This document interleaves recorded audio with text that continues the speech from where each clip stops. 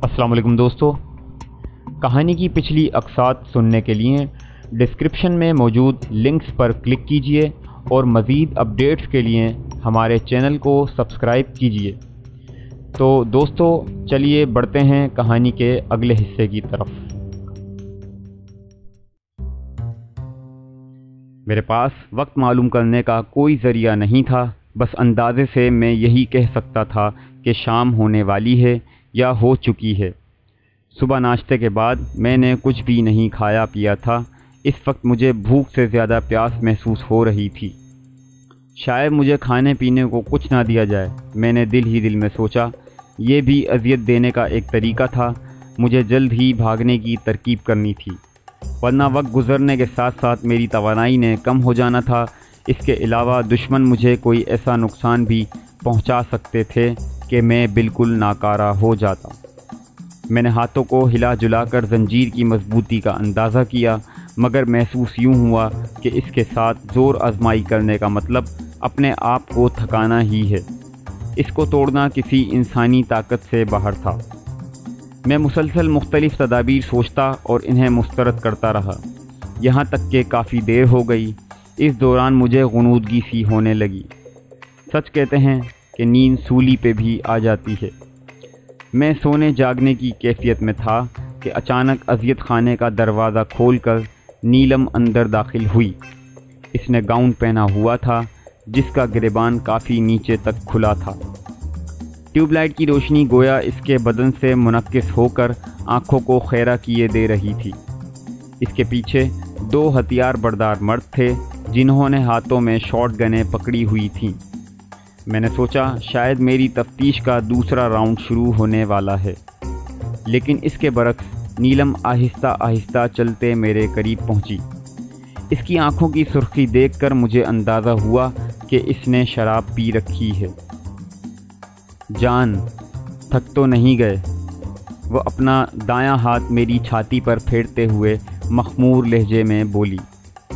भूख भी लगी होगी, चलो मैं तुम्हें खाना खिलाऊं। ये कहकर वो इन दोनों में से एक से मुखातिब हुई। राबिंदर, इसको खोलो। राबिंदर नामी शख्स ने अपनी गन स्लिंग अप की और छत से लटकती जंजीर से मेरे हाथ खोलकर हथकड़ी में जकड़ दिए। लेकिन इसके बावजूद मुझे इतना आराम महसूस हुआ जो बयान से बाहर है। इन दोनों की निगरानी में चलता हुआ मैं अज़ियत खाने से निकला। नीलम मेरी रहनुमाई के लिए आगे चल रही थी। इसकी चाल में भी एक मखसूस किस्म का रिदम और ले थी। मोटा गाउन भी इसके नशेब व फराज को छुपाने में नाकाम नज़र आ रहा था। 2-3 मोड़ मुड़ने के बाद हम सीढ़ियाँ उतरे और फिरते खाने में उतर कर रुकने के बजाय एक सुरंग में चल पड़े। कुछ दूर जाकर सीढ़ियाँ नज़र आईं। वहाँ से ऊपर चढ़कर हम एक कमरे में पहुँचे। ये एक पुरतकल्लुफ़ ख्वाबगाह थी। तुम दोनों दरवाजे के बाहर खड़े रहो और जब तक मैं ना बुलाऊं अंदर नहीं आना। दोनों जी मैडम कहकर कमरे से निकल गए। जान, इधर बैठो। इनके कमरे से निकलते ही नीलम मुझे एक लग्जरी बेड पर बिठाकर मेरे साथ बैठते हुए बोली। मैं सहर ज़िदा सा था और मुझे कुछ समझ नहीं आ रही थी कि ये इल्तफ़ात किस लिए है। ये सब किस लिए? मेरा लहजा हैरानी से पुर था। ये वो ज़बरदस्ती कह कहा लगाकर बोली। ये तो ख़ुद मुझे भी नहीं पता कि क्या है, और मैं हवन्नकों की तरह इसका मुंह तकने लगा। परेशान हो गए? वो मेरी हैरानी से लुत्फ़ अंदोज़ होते हुए बोली। बात यह है जान कि तुम मुझे पहली नज़र में अच्छे लगे हो। मैंने आज तक तुम जैसा भरपूर मर्द नहीं देखा। तुमने तो मेरी रातों की नींद उड़ा दी। देख लो। वो दीवार पर घड़ी की तरफ इशारा करते हुए बोली। रात के 2 बज रहे हैं और नींद मेरी आंखों से कोसों दूर है। तुम्हें मेरी बात समझ में आ रही है ना? वो अपने दोनों हाथों में मेरा चेहरा थाम कर बोली और मैं हैरानी से इसकी तरफ तकता रह गया। वो मेरी नज़रों की परवाह किए बगैर बिस्तर से उठकर कमरे के एक कोने में लगे फ्रिज की तरफ बढ़ गई और वहाँ से ट्रे में मुख्तलिफ़ लवाज़मात सजाकर मेरे सामने आकर बैठ गई। मेरे हाथ हुनूस हथकड़ी में जकड़े हुए थे, मगर इसने मेरे हाथ खोलने के बजाय اپنے خوبصورت ہاتھوں سے مجھے کھلانا شروع کر دیا۔ کوئی اور موقع ہوتا تو شاید میں اس سچویشن سے لطف اندوز ہوتا، مگر اس وقت حالات ایسے تھے کہ میری توجہ صرف کھانا کھانے کی طرف مبذول رہی اور میں بے جھجک اپنا پیٹ بھرنے میں مشغول رہا۔ چند ہی لمحوں میں ٹرے صاف کر چکا تھا۔ اور لاؤں؟ وہ لگاوٹ بھرے لہجے میں مستفسر ہوئی۔ نو تھینکس۔ اس نے ٹرے تپائی پر رکھی اور میرے قریب کھسک آئی۔ بہت مارا ہے ظالموں نے، ہے نا؟ وہ میرے بالائی دھڑ پر اپنے ملائم ہاتھ پھیرتے ہوئے بولی۔ آپ کے کہنے ہی سے تو سب کچھ ہوا ہے، میں شکایتاً بولا۔ بالکل جھوٹ، اس نے نفی میں سر ہلایا۔ میں بے بس تھی، وہ سب کچھ کیمرے کی آنکھ سے دیکھا جا رہا تھا۔ اگر میں تمہیں تکلیف میں دیکھنا پسند کرتی تو کبھی بھی کمرے سے باہر نہ جاتی۔ آپ کے باہر جانے کا مجھے کیا فائدہ ہوا؟ میں ہنوز اس سے خفگی کا اظہار کر رہا تھا جیسے کوئی اپنوں سے کرتا ہے، اور اس ساری ڈرامے بازی کا مقصد وہاں سے بھاگنے کے لیے کوئی موقع تلاش کرنا تھا۔ مجھے پتا تھا کہ اس سے اچھا اور بہترین موقع شاید ہی پھر کبھی مل پاتا۔ اس وقت میرے لیے سب سے بڑی رکاوٹ ہتھکڑی تھی۔ اگر میرے ہاتھ کھلے ہوتے تو نیلم اور اس کے دونوں باڈی گارڈز پر قابو پانا میرے لیے مشکل نہ ہوتا۔ میں چاہ رہا تھا کہ کسی بہانے نیلم سے اپنے ہاتھ آزاد کروا لوں، مگر اس کے انداز سے نظر آ رہا تھا کہ وہ اس قسم کا رسک لینے کے موڈ میں نہیں ہے اور میرے ہاتھ بندھے رکھے ہوئے اپنی خواہش پوری کرنا چاہتی ہے، جبکہ میں اپنے ہاتھ کھلوانے کے لیے تمام حدیں پار کر سکتا تھا، بشرطے کہ اس کے بعد وہ میری ہتھکڑی کھول دیتی۔ کم از کم مجھے تو تکلیف نہیں ہوئی نا، اس نے اپنا فلسفہ جھاڑا۔ نیلم، تجھے میری بے گناہی کا یقین ہے؟ پتہ نہیں، لیکن میں تجھے تکلیف میں نہیں دیکھ سکتی۔ کیوں؟ میں مستفسر ہوا۔ پیارے جو لگنے لگے ہو، یہ کہہ کر وہ اپنی دونوں باہیں میرے گلے میں حمائل کرتی ہوئی مجھ سے لپٹ گئی۔ اس کے نرم و گداز بدن نے میرے اندر آگ سی بھڑکا دی تھی، لیکن میں اس وقت کسی قسم کی عیاشی کا متحمل نہیں ہو سکتا تھا۔ مجھے پتا تھا کہ اپنی پیاس بجھانے کے بعد نیلم نے واپس مجھے اس اذیت خانے میں دھکیل دینا ہے، اور یہ پیار کا اظہار اس کی خواہش کے پورے ہونے تک ہے۔ نیلم، اگر چائے مل جاتی۔ اپنے ذہن میں ایک منصوبہ ترتیب دیتے ہوئے میں آہستہ سے بولا۔ میں نے کئی دنوں سے چائے نہیں پی۔ کیوں نہیں؟ وہ بمشکل مجھ سے جدا ہوتے ہوئے بولی۔ ابھی منگواتی ہوں، کہہ کر وہ دروازے کی سمت بڑھ گئی۔ جیسے ہی اس کی پشت میری طرف ہوئی، میں اپنے ہتھکڑی میں جکڑے ہاتھ سر سے گزار کر اپنے سامنے لے آیا کہ ایکشن لینے کے لیے ہاتھوں کا سامنے ہونا ضروری تھا۔ نیلم نے کمرے کے دروازے پر جا کر سکھدیو نامی باڈی گارڈ کو چائے لانے کے لیے بھیج دیا اور پھر دروازہ بند کر کے مستی میں لہراتی میری جانب بڑھی، لیکن نزدیک پہنچنے سے پہلے ہی اسے گڑبڑ کا احساس ہو گیا اور اس میں لامحالہ میرے بندھے ہوئے ہاتھوں کا قصور تھا، جو میری پشت کے بجائے سامنے نظر آ رہے تھے۔ وہ ٹھٹک کر رکی اور اپنے گریبان کی طرف ہاتھ بڑھایا، جو سراسر اس بات کا اشارہ تھا کہ وہ پستول نکالنے والی ہے، مگر میں اسے اس قسم کا کوئی موقع فراہم کرنے کے حق میں نہیں تھا۔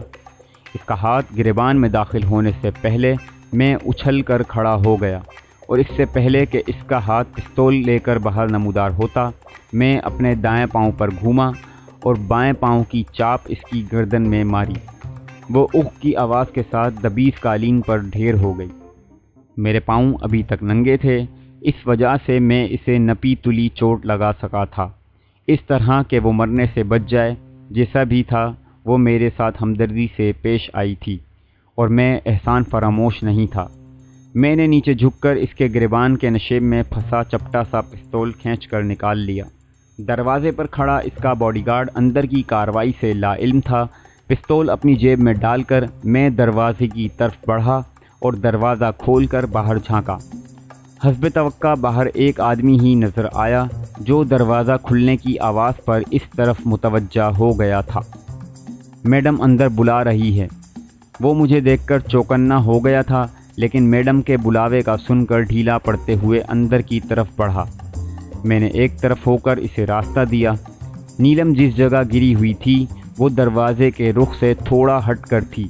اس لیے آنے والا جب تک اندر داخل نہ ہو جاتا اسے دیکھ نہیں سکتا تھا۔ اسی وجہ سے میں نے اسے وہاں سے ہٹانے کی ضرورت محسوس نہیں کی تھی۔ وہ جیسے ہی کمرے میں داخل ہوا میں نے لات مار کر دروازہ بند کر دیا۔ اس اثنا میں اسے بھی قالین پر ڈھیر ہوئی نیلم کو دیکھ کر خطرے کا احساس ہو گیا تھا، مگر یہ احساس اس کے کسی کام نہ آ سکا اور پیٹ میں لگنے والی میرے گھٹنے کی ضرب نے اسے آہ کی آواز کے ساتھ رکوع کے بل جھکنے پر مجبور کر دیا تھا۔ اس کے ساتھ ہی میں نے اپنے دونوں ہاتھ ملا کر اپنی کوہنیوں کو دائیں بائیں سیدھا کیا اور دائیں کوہنی کی ایک بھرپور ضرب اس کی کن پٹی پر لگائی، جس سے وہ ترچھا ہو کر کمرے کے فرش پر بچھے قالین پر ڈھیر ہو گیا۔ اس کارروائی میں بمشکل چند سیکنڈ لگے تھے۔ میں نے جھک کر باڈی گارڈ کو دونوں ہاتھوں سے پکڑا اور گھسیٹ کر بیڈ کی دوسری سمت ڈال دیا۔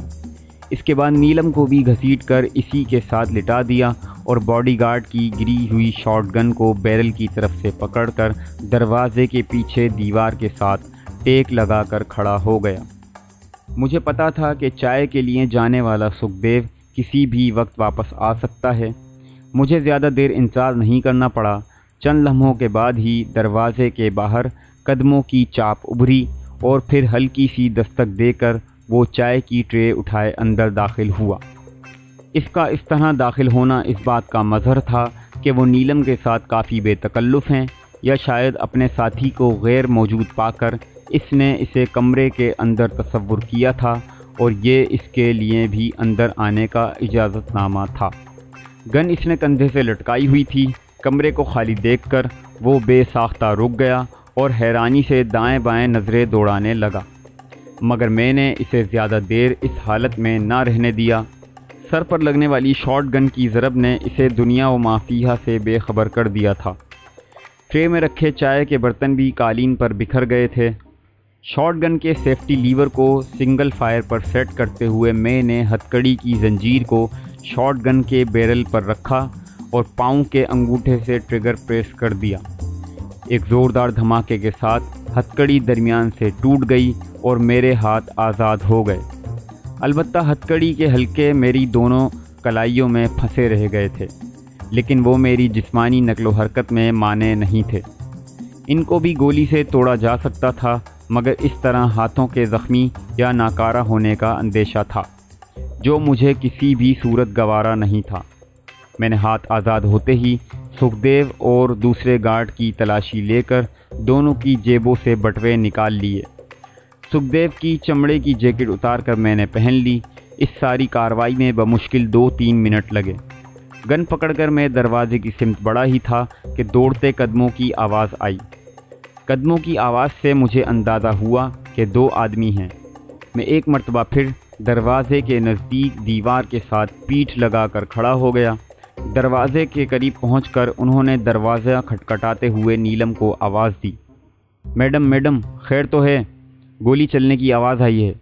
میڈم ہوش میں ہوتی تو ان کو آواز دیتی، اس لیے کمرے میں خاموشی چھائی رہی۔ لگتا ہے کمرے میں کوئی موجود نہیں۔ یہ کیسے ہو سکتا ہے؟ دوسری آواز آئی۔ ابھی چند منٹ پہلے تو یہاں فائر ہوا ہے۔ پہلے نے کہا اندر داخل ہو کر دیکھ لیتے ہیں۔ یہ کہہ کر اس نے غالباً دروازے پر دباؤ ڈالا اور دروازہ آہستہ آواز سے کھلنے لگا۔ اس وقت میری نظر سکھدیو کے بے ہوش جسم پر پڑی اور مجھے اپنی حماقت کا احساس ہوا۔ اس کا جسم بالکل دروازے کے سامنے پڑا تھا، لیکن اب کچھ نہیں ہو سکتا تھا۔ جیسے ہی دروازہ اتنا کھلا جس سے سکھدیو باہر کھڑے ہوئے آدمی کو نظر آ سکتا، اندر آنے والا جلدی سے پیچھے ہٹ گیا اور اس کے ساتھ ہی اس کی ہراساں آواز سنائی دی۔ گوبند، اندر گڑبڑ ہے۔ کون سی؟ گوبند بولا۔ اس کی نظر ابھی تک سکھدیو پر نہیں پڑی تھی۔ اندھا ہے کیا؟ پہلا آدمی دوسرے کواڑ کو بھی ٹھوکر مار کر کھولتا ہوا بولا۔ وہ سامنے سکھدیو مرا یا بے ہوش پڑا ہے؟ ارے یہ کیا؟ گوبند نے سکھدیو کو دیکھتے ہی نعرہ لگایا۔ مجھے اندازہ ہو گیا کہ وہ دونوں اندر داخل ہونے میں احتیاط برتیں گے۔ یہ بھی ہو سکتا تھا کہ وہ زیادہ آدمیوں کو بلوا لیتے۔ میں نے حرکت میں آنے کا فیصلہ کیا اور گن دونوں ہاتھوں میں تھامے ان کے سامنے نمودار ہوا۔ دونوں نے کلاشنکوف پکڑی ہوئی تھی، لیکن میں نے انہیں ہتھیار سیدھا کرنے کا موقع نہ دیا۔ میرے ہاتھ میں موجود گن گرجی، وہ دونوں چیختے ہوئے اپنی جگہ پر ڈھیر ہو گئے۔ میں نے ان دونوں کے ہتھیاروں کی میگزینیں اتار کر جیکٹ کی جیب میں ڈالیں اور ایک سم متعین کر کے دوڑتا چلا گیا۔ میرے دونوں پاؤں ابھی تک ننگے تھے اور میرے پاس اتنا ٹائم بھی نہیں تھا کہ زخمیوں یا مرنے والوں کے پاؤں سے اپنے لیے جوتوں کا انتخاب کر سکتا۔ راہداری کے اختتام پر ایک دروازہ تھا جو دور سے ہی کھلا ہوا نظر آ رہا تھا۔ دروازے کے سامنے ایک لحظہ کے لیے رکا، مگر کوئی آہٹ یا آواز نہ سن کر آہستہ سے اندر داخل ہو گیا۔ یہ ایک ڈرائنگ روم نما کمرہ تھا۔ فرش پر قالین بچھا ہوا تھا اور اس کے اوپر اعلیٰ کوالٹی کے صوفہ سیٹ رکھے ہوئے نظر آ رہے تھے۔ میں وہاں رکے بغیر بیرونی دروازے کی طرف بڑھتا چلا گیا۔ دروازے کے سامنے ایک مرتبہ پھر رک کر میں نے باہر جھانکا۔ عمارت کے گیٹ پر 2 افراد کھڑے نظر آئے۔ دونوں نے ہاتھوں میں ہتھیار پکڑے ہوئے تھے۔ ان کی نظریں اسی سمت کو تھیں جہاں سے میں نے جھانکا تھا۔ مجھے دیکھتے ہی وہ دونوں حرکت میں آئے اور ہتھیار کاک کر کے میری سمت دوڑے، لیکن یہ بات ان کی سوچ میں نہ آ سکی کہ میرے پاس بھی ہتھیار ہو سکتا ہے۔ میری گن ایک مرتبہ پھر گرجی اور وہ دونوں راستے میں ہی ڈھیر ہو گئے۔ پرانی میگزین اتار کر میں نے نئی میگزین لگائی، کیونکہ اس میگزین سے میں کافی گولیاں فائر کر چکا تھا اور گن کسی بھی اہم صورتحال میں دھوکہ دے سکتی تھی۔ نئی میگزین اٹیچ کر کے میں نے باہر جھانکا، مگر کوئی ذی روح نظر نہ آیا۔ ساتھ والے بنگلے سے البتہ لوگوں کے بولنے کی آوازیں آ رہی تھیں۔ میں نے صحن میں نگاہ دوڑائی۔ ایک سوزوکی اور ایک سفید کلر کی ڈبل ڈور صحن میں کھڑی نظر آئیں۔ میں نے بھاگ کر مین گیٹ تک کا فاصلہ طے کیا۔ دروازے پر ایک بڑا سا تالا لٹک رہا تھا۔ گیٹ کے ساتھ بنی چیک پوسٹ میں جھانکنے پر دیوار کے ساتھ لٹکا چابیوں کا گچھا نظر آیا۔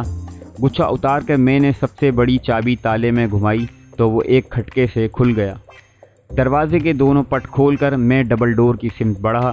گاڑی کے دونوں دروازے لاک تھے۔ گن کا بٹ مار کر میں نے کھڑکی کا شیشہ توڑا۔ اندر بیٹھ کر اگنیشن کی تاریں توڑ کر اسے اسٹارٹ کیا اور دوڑاتے ہوئے مین گیٹ سے نکلتا چلا گیا۔ تو دوستو، یہ تھی ہماری اب تک کی کہانی۔ کہانی کے اگلے حصے کے ساتھ بہت جلد حاضر ہوں گے۔ تب تک اپنا بہت خیال رکھیے گا۔ اللہ حافظ۔